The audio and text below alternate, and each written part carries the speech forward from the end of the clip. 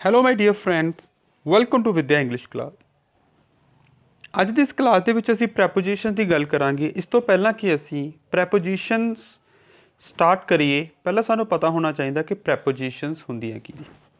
Preposition ਜਿਹੜੇ ਕਿ ਦੋ ਵਰਡਸ ਪ੍ਰੀ ਐਂਡ ਪੋਜੀਸ਼ਨ ਤੋਂ ਮਿਲ ਕੇ ਬਣਿਆ ਹੈਗਾ, ਮਤਲਬ ਜਿਸ ਨਾਲ ਸਾਨੂੰ ਇੱਕ ਵਸਤੂ ਦੀ ਦੂਸਰੀ ਵਸਤੂ ਦੇ ਨਾਲ ਜੋ ਪੋਜੀਸ਼ਨ ਹੈ ਉਹਦੇ ਨਾਲ ਲਿੰਕ ਕਿਸ ਤਰ੍ਹਾਂ ਦਾ ਹੈਗਾ ਉਸ ਨੂੰ ਦੱਸਣ ਦੇ ਲਈ, ਦਰਸਾਉਣ ਦੇ ਲਈ ਅਸੀਂ ਪ੍ਰੈਪੋਜੀਸ਼ਨ ਦੀ ਗੱਲ ਕਰਦੇ ਹਾਂ। ਜਿਵੇਂ ਕਿ ਅਸੀਂ ਕਲਾਸ ਵਿੱਚ ਪੜ੍ਹ ਰਹੇ ਹਾਂ ਤਾਂ ਇੱਕ ਤਾਂ ਅਸੀਂ ਹੋ ਗਏ, ਇੱਕ ਕਲਾਸ ਹੋ ਗਈ। ਦੋਨੋਂ ਵਸਤੂਆਂ, ਦੋਨੋਂ ਚੀਜ਼ਾਂ, ਦੋਨੋਂ ਨਾਊਨਸ ਦਾ ਇੱਕ ਦੂਜੇ ਨਾਲ ਲਿੰਕ ਕਿਹੜਾ ਵਰਡ ਕਰ ਰਿਹਾ ਹੈਗਾ? ਵਿੱਚ। ਤਾਂ ਵਿੱਚ ਨੂੰ ਅਸੀਂ ਇੰਗਲਿਸ਼ ਦੇ ਵਿੱਚ ਕਹਿੰਦੇ ਹੈਗੇ ਇਨ। ਤਾਂ ਇਹ ਇਨ ਇੱਕ ਪ੍ਰੈਪੋਜੀਸ਼ਨ ਹੋ ਗਈ। ਤਾਂ ਹੁਣ ਪ੍ਰੈਪੋਜੀਸ਼ਨਸ ਦੀਆਂ ਟਾਈਪਸ ਹੁੰਦੀਆਂ ਨੇ, preposition of place, preposition of time. ਤਾਂ ਹੁਣ ਅੱਜ ਅਸੀਂ ਪ੍ਰੈਪੋਜੀਸ਼ਨ ਆਫ ਪਲੇਸ ਗੱਲ ਕਰ ਰਹੇ ਹਾਂ, ਜੋ ਸਾਨੂੰ ਜਗ੍ਹਾ ਬਾਰੇ ਦੱਸਦੀਆਂ ਅਜਿਹੀਆਂ ਪ੍ਰੈਪੋਜੀਸ਼ਨਸ ਜਿਹਦੇ ਨਾਲ ਸਾਨੂੰ ਪਤਾ ਲੱਗਦਾ ਕਿ ਕਿਸੇ ਵਸਤੂ ਦੀ ਦੂਸਰੇ ਵਸਤੂ ਦੇ ਸੰਬੰਧ ਦੇ ਵਿੱਚ ਪੋਜੀਸ਼ਨ ਕੀ ਹੈਗੀ, ਪਲੇਸ ਕੀ ਆ, ਉਹ ਕਿੱਥੇ ਆ। ਜਿਵੇਂ ਫਸਟ ਤੁਹਾਨੂੰ ਸਕਰੀਨ ਦੇ ਉੱਪਰ ਸ਼ੋ ਹੀ ਹੋ ਰਿਹਾ ਹੈਗਾ, ਇੱਕ ਪੰਛੀ ਦਿਖ ਰਿਹਾ ਤੁਹਾਨੂੰ ਜੋ ਕਿ ਪਿੰਜਰੇ ਦੇ ਵਿੱਚ ਹੈਗਾ। The word is in the prison, the word is in the prison. In ਜਾਂ ਇਨਸਾਈਡ ਉਦੋਂ ਲੱਗਦਾ ਹੈਗਾ ਜਦੋਂ ਕੋਈ ਚੀਜ਼ ਕਿਸੇ ਚੀਜ਼ ਦੇ ਅੰਦਰ ਹੋਵੇ। ਮੇਰਾ ਇੱਕ ਪੁਆਇੰਟ ਗੌਰ ਕਰਨਾ, ਮੈਂ ਬੜਾ ਇੰਪੋਰਟੈਂਟ ਪੁਆਇੰਟ ਦੱਸਣ ਲੱਗਿਆ ਤੁਹਾਨੂੰ। ਮੈਂ ਜਦੋਂ ਕੋਈ ਚੀਜ਼ ਦੋ ਜਾਂ ਦੋ ਤੋਂ ਵੱਧ ਸਾਈਡਸ ਤੋਂ ਕਵਰ ਹੁੰਦੀ ਹੈਗੀ ਤਾਂ ਉਸ ਚੀਜ਼ ਦੇ ਲਈ ਇਨ ਲੱਗਦਾ। ਫੇਰ ਸੁਣੋ ਧਿਆਨ ਨਾਲ, ਜਦੋਂ ਕੋਈ ਚੀਜ਼ ਦੋ ਜਾਂ ਦੋ ਤੋਂ ਵੱਧ ਸਾਈਡਸ ਤੋਂ ਕਵਰ ਹੁੰਦੀ ਹੈ ਤਾਂ ਉਹਦੇ ਲਈ ਇਨ ਲੱਗਦਾ। ਪਰ ਜਦੋਂ ਕੋਈ ਚੀਜ਼ ਪੂਰੇ ਸਾਈਡ ਤੋਂ, ਸਾਰੀ ਸਾਈਡ ਤੋਂ, ਆਲੇ ਦੁਆਲਿਓਂ, ਚਾਰੇ ਪਾਸਿਓਂ ਕਵਰ ਹੁੰਦੀ ਹੈ ਤਾਂ ਉਹਦੇ ਲਈ ਅਸੀਂ ਇਨ ਸਾਈਡ ਲਗਾ ਸਕਦੇ। ਇਨ ਤੇ ਇਨਸਾਈਡ ਇੱਕ ਦੂਜੀ ਜਗ੍ਹਾ ਯੂਜ਼ ਕੀਤੇ ਜਾ ਸਕਦੇ ਨੇਗੇ, ਪਰ ਮੈਂ ਤੁਹਾਨੂੰ ਦੱਸ ਦਿੱਤਾ ਜਦੋਂ ਕੋਈ ਚੀਜ਼ ਦੋ ਜਾਂ ਦੋ ਤੋਂ ਵੱਧ ਸਾਈਡ ਤੋਂ ਕਵਰ ਹੁੰਦੀ ਹੈ ਤਾਂ ਅਸੀਂ ਇਨ ਲਗਾਉਣੇ ਆ। ਜਿਵੇਂ ਸਿਟ ਇਨ ਚੇਅਰ ਹੁੰਦਾ, ਨਾ ਕਿ ਸਿਟ ਔਨ ਚੇਅਰ ਹੁੰਦਾ, ਕਿਉਂਕਿ ਚੇਅਰ ਇੱਕ ਅਜਿਹੀ ਚੀਜ਼ ਹੁੰਦੀ ਹੈਗੀ ਜਿਹਦੇ ਉੱਪਰ ਇੱਕ ਤਾਂ ਸਾਈਡ ਹੋ ਗਈ ਬੈਠਣ ਵਾਲੀ, ਦੂਸਰੀ ਸਾਈਡ ਹੋ ਗਈ ਬੈਕ, ਤਾਂ ਦੋ ਸਾਈਡ ਤਾਂ ਮਿਨੀਮਮ ਕਵਰ ਹੋ ਗਈਆਂ। ਅਗਰ ਕਿਸੇ ਚੇਅਰ ਦੀ ਬੈਕ ਨਹੀਂ ਹੈਗੀ ਤਾਂ ਅਸੀਂ ਉਸਨੂੰ ਚੇਅਰ ਨਹੀਂ ਕਹਿੰਦੇ, ਅਸੀਂ ਉਸਨੂੰ ਟੇਬਲ ਕਹਿ ਦਿੰਦੇ ਹਾਂ, ਸਟੂਲ ਕਹਿ ਦਿੰਦੇ ਹੈਗੇ। ਤਾਂ ਹੀ ਉਹ ਸਿਟ ਇਨ ਚੇਅਰ ਹੁੰਦਾ, ਨਾ ਕਿ ਸਿਟ ਔਨ ਚੇਅਰ ਹੁੰਦਾ। ਦੂਸਰਾ ਹੈ ਸਾਰਾ ਇਜ਼ ਡਾਈਵਿੰਗ ਇਨ ਔਰ ਇਨ ਟੂ ਦ ਵਾਟਰ। ਹੁਣ ਫੇਰ ਦੁਬਾਰਾ ਪੁਆਇੰਟ ਇੱਕ ਨੋਟ ਕਰਿਓ, ਬੜਾ ਇੰਪੋਰਟੈਂਟ ਪੁਆਇੰਟ ਹੈਗਾ। ਇਨ ਤੇ ਇਨਟੂ ਦੇ ਵਿੱਚ ਡਿਫਰੈਂਸ ਕੀ ਹੈਗਾ? ਇਨ ਤੇ ਇਨਟੂ ਦਾ ਮਤਲਬ ਵੀ ਵਿੱਚ ਹੁੰਦਾ, ਅੰਦਰ ਹੁੰਦਾ ਹੈਗਾ, ਜਿਵੇਂ ਇਨ ਤੇ ਇਨਸਾਈਡ ਦਾ ਮਤਲਬ ਹੁੰਦਾ। ਪਰ ਇਨ ਜਦੋਂ ਕੋਈ ਵਸਤੂ ਦੂਸਰੀ ਵਸਤੂ ਦੇ ਵਿੱਚ ਅੰਦਰ ਲੌਂਗ ਟਾਈਮ ਦੇ ਲਈ ਹੁੰਦੀ ਹੈਗੀ ਤਾਂ ਅਸੀਂ ਉੱਥੇ ਇਨ ਲਗਾਉਣੇ ਹੈਗੇ, ਜੋ ਲੰਬੇ ਟਾਈਮ ਲਈ ਹੁੰਦੀ ਹੈਗੀ, ਜਾਂ ਇਹ ਕਹਿ ਲਓ ਕਿ ਪਰਮਾਨੈਂਟਲੀ ਹੁੰਦੀ ਹੈਗੀ। ਪਰ ਜਦੋਂ ਕੋਈ ਚੀਜ਼ ਮੂਵਮੈਂਟ ਵਾਲੀ ਗੱਲ ਹੁੰਦੀ ਹੈਗੀ, ਟੈਂਪਰੇਰੀ ਹੁੰਦੀ ਹੈਗੀ, ਕਿਸੇ ਚੀਜ਼ ਦੇ ਅੰਦਰ ਬਹੁਤ ਥੋੜ੍ਹੇ ਟਾਈਮ ਲਈ ਹੁੰਦੀ ਹੈ ਤਾਂ ਅਸੀਂ ਉੱਥੇ ਇਨਟੂ ਲਗਾਉਣੇ ਹੈਗੇ। ਓਕੇ। ਥਰਡ ਹੈ ਜਦੋਂ ਕਿਸੇ ਚੀਜ਼ ਤੋਂ ਅਸੀਂ ਬਾਹਰ ਨਿਕਲਣਾ ਹੈਗਾ, ਚਾਹੇ ਘਰ ਤੋਂ ਬਾਹਰ ਜਾਣਾ, ਚਾਹੇ ਅਸੀਂ ਕਾਰ ਤੋਂ ਬਾਹਰ ਜਾ ਰਹੇ ਹੈਗੇ, ਤਾਂ ਅਸੀਂ ਉਸਨੂੰ ਬੋਲਦੇ ਹਾਂ ਆਊਟ ਆਫ। ਜਿਵੇਂ the Tom is getting out of the car. ਇਸ ਤੋਂ ਬਾਅਦ ਹੈ they are waiting outside the bank. Outside ਮਤਲਬ ਬਾਹਰ। ਜਦੋਂ ਅਸੀਂ ਕਿਸੇ ਚੀਜ਼ ਦੇ ਬਾਹਰ ਹੁੰਦੇ ਹੈਗੇ, ਜਦੋਂ ਅਸੀਂ ਕਿਸੇ ਚੀਜ਼ ਦੇ ਬਾਹਰ ਹੁੰਦੇ ਹੈਗੇ ਤਾਂ ਅਸੀਂ ਉਸਨੂੰ ਆਊਟਸਾਈਡ ਕਹਿੰਦੇ ਹਾਂ। ਓਕੇ। ਨੈਕਸਟ ਹੈ ਦ ਜੱਗ is on the table. Obviously ਜਦੋਂ ਕਿਸੇ ਚੀਜ਼ ਦੇ ਉੱਪਰ, ਉਹਦੇ ਤਲ ਦੇ ਉੱਪਰ ਕੋਈ ਚੀਜ਼ ਪਈ ਹੈਗੀ ਤਾਂ ਉਸਨੂੰ ਔਨ ਕਿਹਾ ਜਾਂਦਾ। ਔਨ ਨੂੰ ਪੰਜਾਬੀ ਦੇ ਵਿੱਚ ਉੱਪਰ, ਤੇ ਜਾਂ ਉੱਤੇ ਅਸੀਂ ਕਹਿ ਦਿੰਦੇ ਹੈਗੇ। ਹੁਣ ਮੈਂ ਤੁਹਾਨੂੰ ਇੱਕ ਗੱਲ ਦੱਸ ਦੇਵਾਂ, ਔਨ ਦੇ ਨਾਲ ਇੱਕ ਵਰਡ ਹੁੰਦਾ ਅਪੋਨ। ਅਕਸਰ ਹੀ ਸਟੂਡੈਂਟ ਇਹਨਾਂ ਦੋਨਾਂ ਨੂੰ ਯੂਜ਼ ਕਰਨ ਦੇ ਵਿੱਚ ਕਨਫਿਊਜ਼ ਹੋ ਜਾਂਦੇ ਨੇ, ਔਨ ਅਤੇ ਅਪੋਨ ਦੇ ਵਿੱਚ। ਔਨ ਅਤੇ ਅਪੋਨ ਦੇ ਵਿੱਚ ਡਿਫਰੈਂਸ ਕੀ ਹੁੰਦਾ ਹੈਗਾ? ਜਿਵੇਂ ਇਨ ਅਤੇ ਇਨਟੂ ਦੇ ਵਿੱਚ ਹੁੰਦਾ ਹੈਗਾ, ਜੋ ਲੌਂਗ ਟਾਈਮ ਜਦੋਂ ਕੋਈ ਚੀਜ਼ ਕਿਸੇ ਦੂਸਰੀ ਚੀਜ਼ ਦੇ ਤਲ ਦੇ ਉੱਪਰ, ਸਰਫੇਸ ਦੇ ਉੱਪਰ ਪਈ ਹੁੰਦੀ ਹੈਗੀ, ਜਿਹੜੀ ਕਿ ਮੂਵਮੈਂਟ ਨਹੀਂ ਕਰਦੀ, ਤਾਂ ਅਸੀਂ ਉਸਨੂੰ ਕਹਿੰਦੇ ਹਾਂ ਔਨ। ਓਕੇ। ਹੋ ਸਕਦਾ ਜੇ ਤੁਸੀਂ ਸੁਣਨ ਵਾਲੇ ਹੋ, ਤੁਸੀਂ ਬੈੱਡ ਦੇ ਉੱਪਰ ਬੈਠੇ ਹੋਵੋ, ਬੈੱਡ ਦੇ ਉੱਪਰ ਬੈਠੇ ਹੋਗੇ ਤਾਂ ਤੁਸੀਂ ਉਦੋਂ ਤੱਕ ਬੈਠੇ ਹੋਗੇ ਜਦੋਂ ਤੱਕ ਤੁਸੀਂ ਉੱਠ ਨਹੀਂ ਰਹੇ, ਮਤਲਬ ਮੂਵਮੈਂਟ ਨਹੀਂ ਕਰ ਰਹੇਗੇ।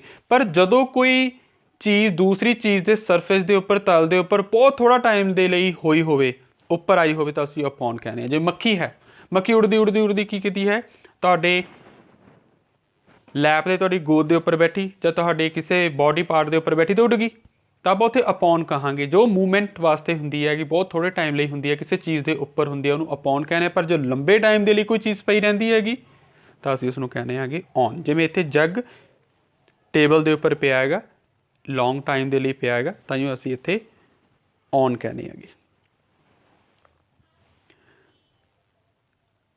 ਜਦੋਂ ਕਿਸੇ ਚੀਜ਼ ਦੇ ਬਿਲਕੁਲ ਉੱਪਰ ਸਿਖਰ ਦੇ ਉੱਪਰ ਕੁਛ ਚੀਜ਼ ਪਈ ਹੋਵੇ ਤਾਂ ਅਸੀਂ ਉਸਨੂੰ ਕਹਿੰਦੇ ਹਾਂ ਔਨ ਟॉप ਹਾਊਸ। ਜਿਵੇਂ ਤੁਸੀਂ ਵੇਖ ਸਕਦੇ ਹੋਗੇ ਕਿ ਜੋ ਇਹ ਕੇਸ ਹੈ, ਮਤਲਬ ਅਟੈਚੀ ਜਿਹਨੂੰ ਪੰਜਾਬੀ 'ਚ ਕਹਿ ਦਿੰਦੇ ਹਾਂ ਅਸੀਂ, ਉਹ ਵਾਰਡਰੋਬ ਐਲਮੀਰਾ ਦੇ ਉੱਪਰ ਪਈ ਹੈਗੀ, ਠੀਕ ਹੈ ਨਾ।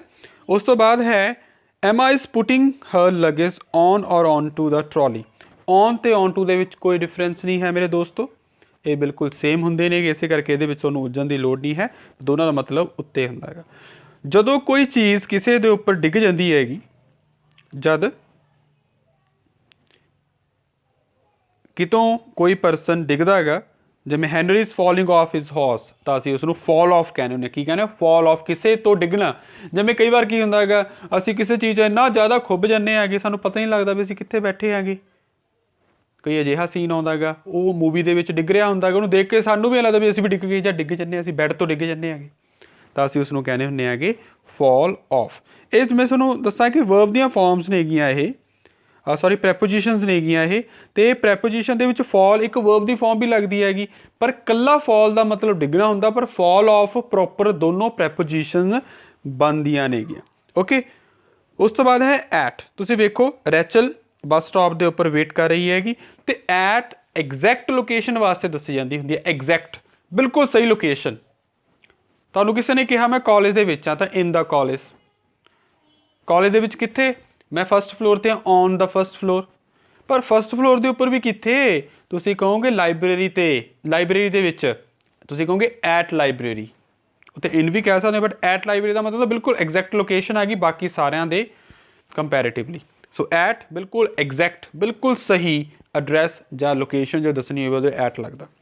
ਉਸ ਤੋਂ ਬਾਅਦ ਹੈ ਜਦੋਂ ਕੋਈ ਚੀਜ਼ ਕਿਸੇ ਹੋਰ ਚੀਜ਼ ਦੇ ਨਾਲ ਪਈ ਹੋਵੇ, ਨਾਲ, ਦੇ ਨਾਲ ਪੰਜਾਬੀ 'ਚ ਕਹਿੰਦੇ ਦੇ ਨਾਲ, ਤਾਂ ਅਸੀਂ ਉਸਨੂੰ ਬਾਏ ਜਾਂ ਬਿਸਾਈਡ ਕਹਿੰਦੇ ਹਾਂ। ਉਸ ਤੋਂ ਬਾਅਦ ਹੈ ਜਦੋਂ ਕੋਈ ਚੀਜ਼ ਦੂਸਰੀ ਚੀਜ਼ ਦੇ ਨਾਲ ਹੋਵੇ, ਜਿਵੇਂ ਤੁਸੀਂ ਵੇਖ ਰਹੇ ਹੋ ਜੈਸਿਕਾ ਅਤੇ ਐਂਡਰਿਊ ਇਕੱਠੇ ਬੈਠੇ ਨੇਗੇ ਫੋਟੋ ਦੇ ਵਿੱਚ। Jessica is sitting next to Andrew. Jessica is sitting next to Andrew. ਤਾਂ ਹੁਣ ਇੱਕ ਗੱਲ ਇੱਥੇ ਗੌਰ ਕਰਿਓ, ਬੜਾ ਇੰਪੋਰਟੈਂਟ ਪੁਆਇੰਟ ਦੱਸਣ ਲੱਗਿਆ ਤੁਹਾਨੂੰ ਮੈਂ, ਤਾਂ ਕਿ ਅੱਗੇ ਜਾ ਕੇ ਤੁਸੀਂ ਉਲਝੋ ਨਾ ਨੈਕਸਟ ਟੂ ਲਗਾਉਂਦੇ ਹੋਏ। ਦੇਖੋ ਅਜਿਹੇ ਪਤਾ ਨਹੀਂ ਮੈਂ ਤੁਹਾਨੂੰ ਕਿੰਨੇ ਇੰਪੋਰਟੈਂਟ ਪੁਆਇੰਟ ਦੱਸੂਗਾ ਜਿਹੜੇ ਕਿ ਤੁਹਾਡੀ ਗ੍ਰਾਮਰ ਨੂੰ 4 ਚੰਦ ਲਾ ਦੇਣਗੇ, ਮੈਂ ਕਿਹਾ ਬਾਕਮਾਲ ਕਰ ਦੇਣਗੇ। ਬਸ ਤੁਸੀਂ ਕੀ ਕਰਨਾ, ਐਂਡ ਤੱਕ ਇਸ ਵੀਡੀਓ ਨੂੰ ਦੇਖਣਾ ਕਿ ਤਾਂ ਕਿ ਕੋਈ ਵੀ ਪੁਆਇੰਟ ਤੁਹਾਡਾ ਮਿਸ ਨਾ ਹੋ ਜਾਏ। ਅਤੇ ਹਾਂ, ਜਿਨ੍ਹਾਂ ਨੇ ਹਜੇ ਤੱਕ ਆਪਣੇ ਇਸ ਚੈਨਲ ਨੂੰ ਸਬਸਕ੍ਰਾਈਬ ਨਹੀਂ ਕੀਤਾ ਤਾਂ ਮੇਰੇ ਦੋਸਤੋ, ਮੇਰੇ ਪਿਆਰੇ ਵਿਦਿਆਰਥੀਓ, ਚੈਨਲ ਨੂੰ ਸਬਸਕ੍ਰਾਈਬ ਜ਼ਰੂਰ ਕਰਨ। ਅਤੇ ਸਬਸਕ੍ਰਾਈਬ ਜਿਨ੍ਹਾਂ ਨੇ ਕਰ ਦਿੱਤਾ ਹੈਗਾ ਉਹ ਆਪਣੀ ਇਸ ਵੀਡੀਓ ਨੂੰ ਅੱਗੇ ਵਧਾਉਣ, ਉਸ ਨੂੰ ਲਾਈਕ ਕਰਨ, ਸ਼ੇਅਰ ਕਰਨ, ਅਤੇ ਹਾਂ ਕਮੈਂਟ ਜ਼ਰੂਰ ਕਰਨਾ। ਜੇ ਤੁਹਾਨੂੰ ਸਮਝ ਆ ਗਿਆ ਤਾਂ ਵੀ ਦੱਸਣਾ, ਨਹੀਂ ਸਮਝ ਆਇਆ ਤਾਂ ਵੀ ਤੁਸੀਂ ਮੈਨੂੰ ਦੱਸਣਾ। ਅਤੇ ਇਸ ਵੀਡੀਓ ਦੇ ਲਾਸਟ ਵਿੱਚ ਮੈਂ ਤੁਹਾਨੂੰ ਇੱਕ ਐਕਸਰਸਾਈਜ਼ ਵੀ ਦਊਂਗਾ ਜਿਹਦੇ ਆਨਸਰ ਤੁਸੀਂ ਮੈਨੂੰ ਜੋ ਕੁਛ ਹੁਣ ਤੱਕ ਕੀਤਾ ਹੈਗਾ ਆਪਾਂ ਕਰਾਂਗੇ ਉਹਦੇ ਹੈਲਪ ਨਾਲ ਦੱਸਣਾ ਤੁਸੀਂ। ਓਕੇ, ਹਾਂਜੀ। ਨੈਕਸਟ ਟੂ ਉਦੋਂ ਲੱਗਦਾ ਹੁੰਦਾ ਜਦੋਂ ਨਾ ਇੱਕੋ ਜਿਹੀ ਕੈਟੇਗਰੀ ਦੀਆਂ ਚੀਜ਼ਾਂ ਹੋਣ। ਜਿਵੇਂ ਹੁਣ ਇੱਕ ਦੁਕਾਨ ਹੈ, ਉਹਦੇ ਨਾਲ ਲੱਗੀ ਦੁਕਾਨ, ਤਾਂ ਵੀ ਨੈਕਸਟ ਟੂ ਲੱਗੂਗਾ। ਇੱਕ ਬੰਦਾ ਬੈਠਾ ਅਤੇ ਉਹਦੇ ਨਾਲ ਵੀ ਬੰਦਾ ਬੈਠਾ, ਉਹ ਵੀ ਨੈਕਸਟ ਟੂ ਹੋਏਗਾ। ਨੈਕਸਟ ਟੂ ਦਾ ਮਤਲਬ ਨਾਲ। ਕੋਈ ਜਾਨਵਰ ਖੜਾ, ਉਹਦੇ ਨਾਲ ਇੱਕ ਜਾਨਵਰ ਹੋਰ ਖੜਾ, ਤਾਂ ਉਹਦੇ ਲਈ ਵੀ ਨੈਕਸਟ ਟੂ ਲੱਗੇਗਾ।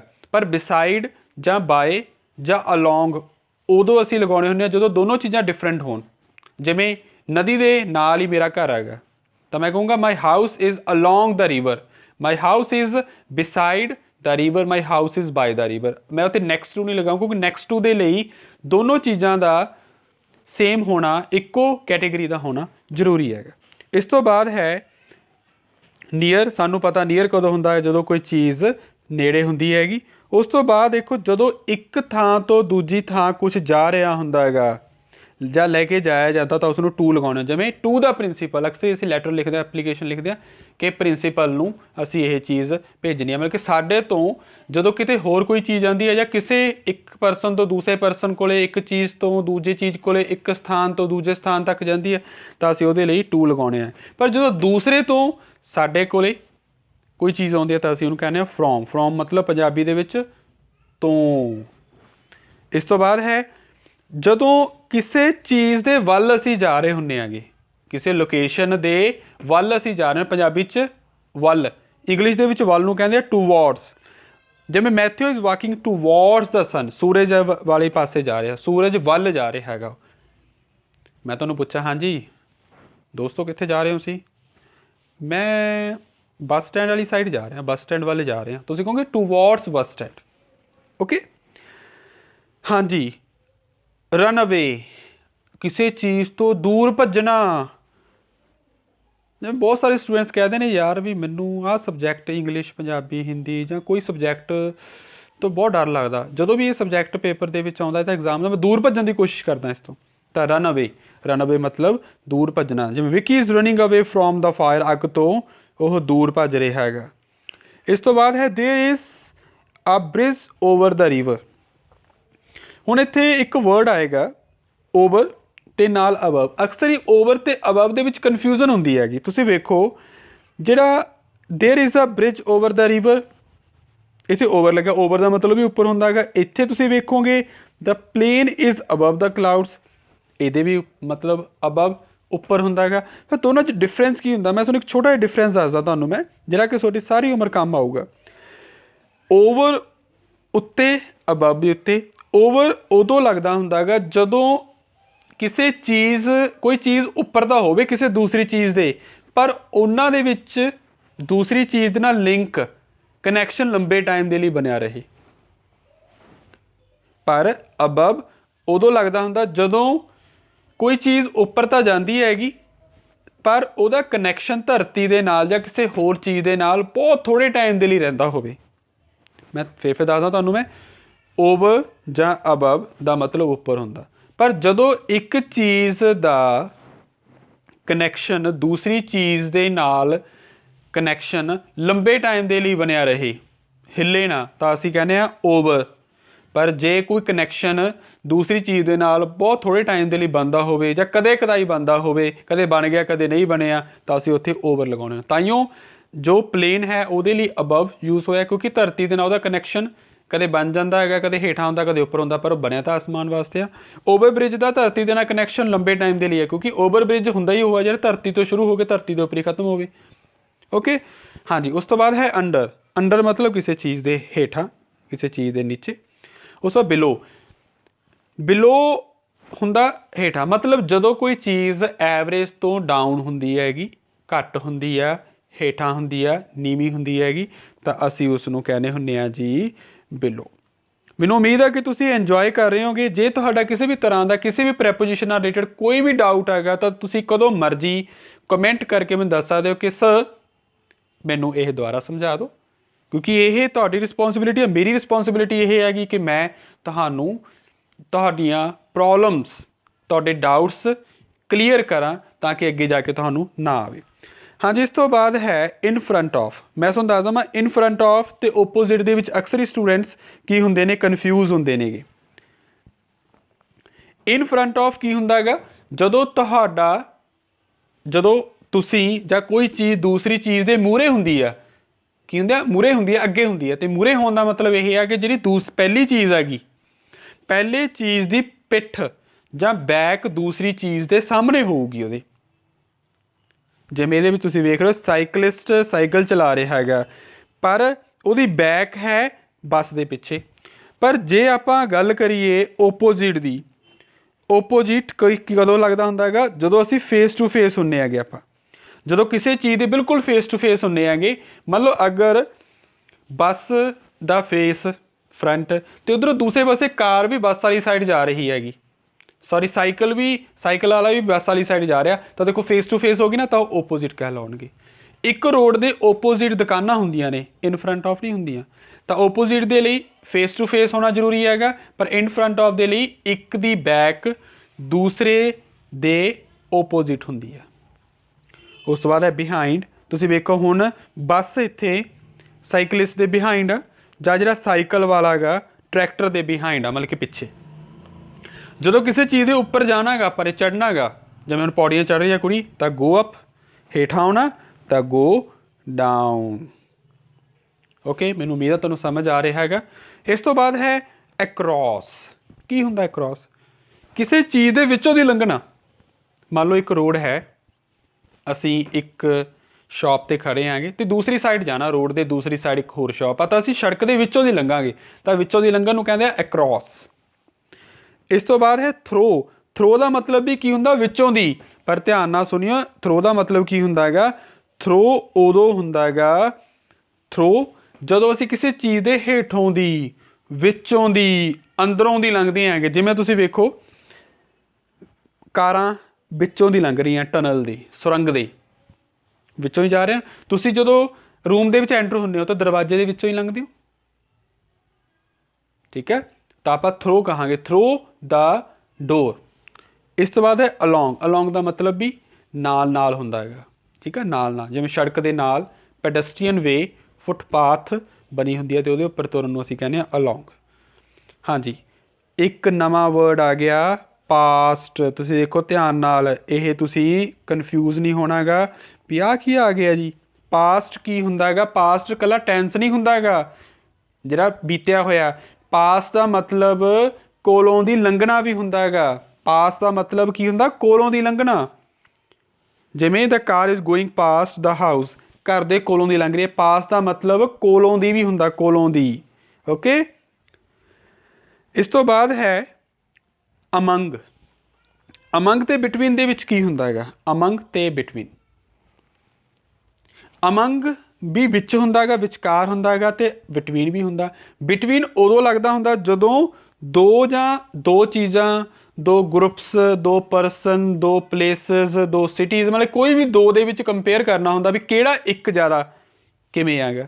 ਪਰ ਜਦੋਂ ਇਹੀ ਕੰਪੈਰੀਜ਼ਨ ਦੋ ਤੋਂ ਵੱਧ ਕੇ ਹੋਵੇ, ਤਿੰਨ ਜਾਂ ਤਿੰਨ ਤੋਂ ਵੱਧ ਕੇ ਹੋਵੇ, 3 4 ਜਾਂ ਕਿੰਨੇ ਮਰਜ਼ੀ ਲਾ ਲਓ, ਤਾਂ ਅਸੀਂ ਅਮੰਗ ਲਗਾਵਾਂਗੇ।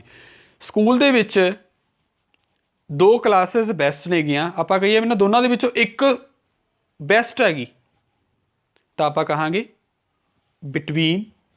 ਮੈਂ ਬੋਲੂँਗਾ who is the best between these 2 classes, between ਲਗਾਊਂਗਾ। ਪਰ ਅਗਰ ਸਾਰੀਆਂ ਕਲਾਸਿਸ ਦੇ ਵਿੱਚੋਂ ਇੱਕ ਕਲਾਸ ਬੈਸਟ ਕੱਢਣੀ ਹੋਵੇ ਤਾਂ ਉੱਥੇ ਅਮੰਗ ਲੱਗੂਗਾ।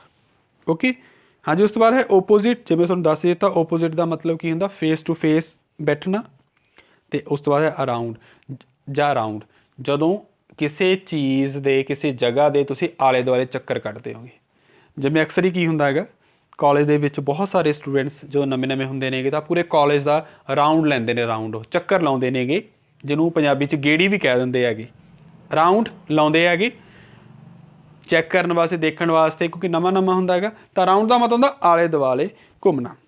ਤਾਂ ਇਹ ਸੀ ਸਾਡੀਆਂ ਹੁਣ ਤੱਕ ਪ੍ਰੈਪੋਜੀਸ਼ਨਸ, ਜਿਹੜੀਆਂ ਕਿ ਪ੍ਰੈਪੋਜੀਸ਼ਨ ਆਫ ਪਲੇਸ ਸੀ। ਪਰ ਇਸ ਤੋਂ ਪਹਿਲਾਂ ਕਿ ਆਪਾਂ ਕਲਾਸ ਨੂੰ ਕੰਪਲੀਟ ਕਰੀਏ, ਤੁਹਾਡੇ ਲਈ ਕੁਛ ਕੁ ਐਕਸਰਸਾਈਜ਼ਸ ਨੇਗੀਆਂ ਜਿਹੜੀਆਂ ਕਿ ਤੁਸੀਂ ਕਰਨੀਆਂ ਨੇਗੀਆਂ ਸੀ। ਓਕੇ, ਤਾਂ ਹੁਣ ਉਹ ਐਕਸਰਸਾਈਜ਼ ਕਿਹੜੀਆਂ ਨੇ? ਦੇਖੋ ਫੋਟੋ ਤੁਹਾਨੂੰ ਦਿਖ ਰਹੀ ਹੈਗੀ, ਫੋਟੋ ਦਿਖ ਰਹੀ ਹੈ। ਇਹਨਾਂ ਫੋਟੋ ਦੇ ਹਿਸਾਬ ਦੇ ਨਾਲ ਤੁਸੀਂ ਦੇਖਣਾ ਗਾ ਵੀ ਇੱਥੇ ਆਨਸਰ ਕੀ ਆਊਗਾ। ਇਹਨਾਂ ਦੇ ਆਨਸਰ ਦੇਖੋ, 1st 2nd 3rd 4th 5th, ਠੀਕ ਹੈ। ਔਰ ਇਸ ਤੋਂ ਬਾਅਦ 6th 7th 8th 8 ਕੁਐਸਚਨਸ ਨੇ ਸਿਰਫ, ਜਿਹੜੇ ਕਿ ਤੁਸੀਂ ਮੈਨੂੰ ਆਨਸਰ ਦੇਣੇ ਨੇਗੇ। ਔਰ 8 ਤੋਂ ਇਲਾਵਾ ਤੁਸੀਂ ਵੇਖੋ ਕਿ ਹੇਠਾਂ ਕੁਛ ਹੋਰ ਹੈ। ਕੰਪੀਟੀਟਿਵ ਐਗਜ਼ਾਮ ਦੇ ਵਿੱਚ ਅਜਿਹੇ ਕੁਐਸਚਨ ਤੁਹਾਨੂੰ ਬਹੁਤ ਆਉਂਦੇ ਨੇ। ਕੀ ਕਹਿੰਦੇ? ਕੰਪਲੀਟ ਦਾ ਕਨਵਰਸੇਸ਼ਨ, ਚੂਜ਼ ਅ ਕਰੈਕਟ ਪ੍ਰੈਪੋਜੀਸ਼ਨ। ਤੁਸੀਂ ਸਹੀ ਪ੍ਰੈਪੋਜੀਸ਼ਨ ਤੁਸੀਂ ਲਗਾਉਣੀ ਹੈ। ਤੁਸੀਂ ਵੇਖੋ ਇੱਥੇ ਕਿਹੜਾ ਆਨਸਰ ਆ ਸਕਦਾ ਹੈਗਾ। ਔਰ ਹਾਂ, ਜੇ ਤੁਹਾਡਾ ਕਿਸੇ ਵੀ ਤਰ੍ਹਾਂ ਦਾ ਕੋਈ ਡਾਊਟ ਹੈ ਤਾਂ ਤੁਸੀਂ ਮੇਰੇ ਤੋਂ ਜ਼ਰੂਰ ਪੁੱਛਣਾ ਹੈਗਾ। ਜੇ ਤੁਹਾਡਾ ਡਾਊਟ ਕਲੀਅਰ ਨਹੀਂ ਹੁੰਦਾ ਹੈਗਾ ਤਾਂ ਤੁਸੀਂ ਓਬਵੀਅਸਲੀ ਹੈ ਕਿ ਆਨਸਰ ਪ੍ਰੋਪਰਲੀ ਨਹੀਂ ਦੇ ਸਕੋਗੇ। ਇਸੇ ਲਈ ਆਨਸਰ ਦੇਣ ਤੋਂ ਪਹਿਲਾਂ, ਵੀਡੀਓ ਨੂੰ ਦੇਖਣ ਤੋਂ ਬਾਅਦ, ਕੰਪਲੀਟ ਕਰਨ ਤੋਂ ਬਾਅਦ, ਜੇ ਤੁਹਾਡਾ ਕਿਸੇ ਵੀ ਤਰ੍ਹਾਂ ਦਾ ਕੋਈ ਡਾਊਟ ਹੈ ਤਾਂ ਤੁਸੀਂ ਮੇਰੇ ਤੋਂ ਪੁੱਛ ਸਕਦੇ ਹੋਗੇ। ਇਸੇ ਤਰ੍ਹਾਂ ਮੇਰੇ ਨਾਲ ਬਣੇ ਰਹਿਣਾ, ਕਿਉਂਕਿ ਆਪਾਂ ਕਲਾਸਿਸ ਇਸੇ ਢੰਗ ਨਾਲ ਲਗਾਉਂਦੇ ਰਹਾਂਗੇ। ਤੁਹਾਡੀ ਸਪੋਰਟ ਦੇ ਨਾਲ ਅਸੀਂ ਬਹੁਤ ਕੁਝ ਸਿੱਖਦੇ ਰਹਾਂਗੇ ਅਤੇ ਉਮੀਦ ਹੈ ਅਸੀਂ ਗ੍ਰਾਮਰ ਦੇ ਵਿੱਚ ਬਹੁਤ ਅੱਗੇ ਤੱਕ ਲੰਘ ਜਾਵਾਂਗੇ, ਕਿਉਂਕਿ ਟੂਗੈਦਰ ਵੀ ਕੈਨ, ਇਕੱਠੇ ਹੋ ਕੇ ਅਸੀਂ ਕਰ ਸਕਦੇ। ਤੁਹਾਡਾ ਸਾਰਿਆਂ ਦਾ ਬਹੁਤ ਬਹੁਤ ਧੰਨਵਾਦ। ਮਿਲਦੇ ਹਾਂ ਜੀ ਆਪਾਂ ਨੈਕਸਟ ਕਲਾਸ ਦੇ ਵਿੱਚ, ਇਸੇ ਐਕਸਾਈਟਮੈਂਟ ਦੇ ਨਾਲ, ਇਸੇ ਐਨਕਰੇਜਮੈਂਟ ਦੇ ਨਾਲ, ਇਸੇ ਉਤਸ਼ਾਹ ਦੇ ਨਾਲ ਨਵੇਂ ਟੌਪਿਕ ਲੈ ਕੇ ਮੈਂ ਤੁਹਾਡੇ ਲਈ ਹਾਜ਼ਰ ਹੁੰਦਾ ਰਹਾਂਗਾ। ਅਤੇ ਬਸ ਤੁਸੀਂ ਆਪਣੀ ਜ਼ਿੰਮੇਵਾਰੀ ਅਤੇ ਮੈਂ ਆਪਣੀ ਜ਼ਿੰਮੇਵਾਰੀ ਪੂਰੀ ਤਰ੍ਹਾਂ ਨਿਭਾਉਂਦੇ ਰਹੀ। Thank you so much. ਮਿਲਦੇ ਹਾਂ ਜੀ ਆਪਾਂ ਨੈਕਸਟ ਕਲਾਸ ਦੇ ਵਿੱਚ।